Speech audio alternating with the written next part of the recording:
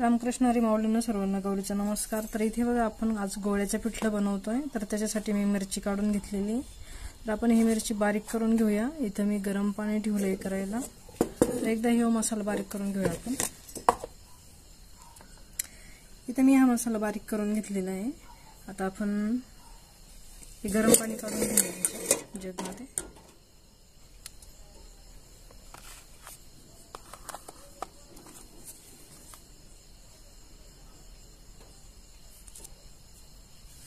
तर इथे बघा कढई गरम झाली, आपण तेल घालून घेऊया।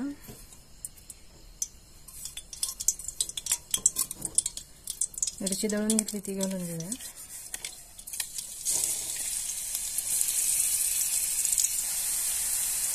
थोडेसे जिरे घालून घेऊया। हळद घालून घेऊया।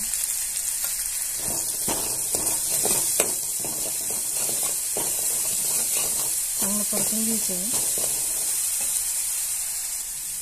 इथे मिरची चांगली परतून झाली, आपण गरम पाणी घालून घेऊया। इथे गरम पाणी घालून घेऊया आपण।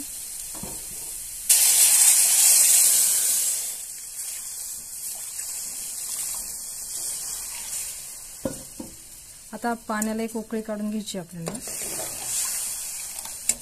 पाण्याला उकळी आली, आता आपण पीठ घालून घेऊया। आता आपण एका हाताने पीठ घालणार आहोत आणि दुसऱ्या हाताने हलवून घेणार आहोत। गोळ्याचे पिठलेचं असं असतं की त्याच्यावाले गोळे तयार व्हायलाच पाहिजे, म्हणून थोडं थोडं करून पीठ घालायचं असतं त्याच्यात।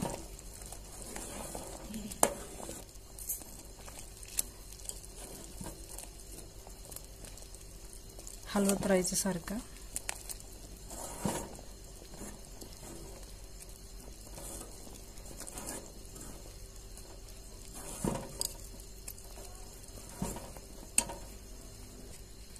आपल्याला जास्त घट्ट नाही बनवायचं, त्याच्यामुळे एवढंच पीठ टाकायचं आहे।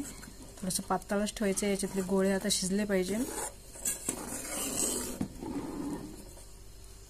असे गोळे तयार व्हायला पाहिजे पिठल्यामध्ये।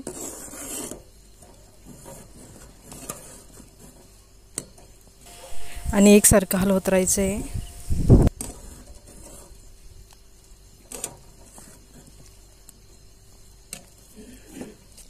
तर इथं आपल्याला 5 मिनिटांमध्ये गोळ्याचे पिठलं तयार आहे। बघा किती छान झालेलं आहे। आता आपण त्याच्यावर थोडीशी कच्ची कोथिंबीर घालून घेऊया। तर तुम्हाला आजची माझी रेसिपी कशी वाटली, कशी नाही, नक्की मला कमेंट करून कळवा। आणि आजच्यासाठी धन्यवाद।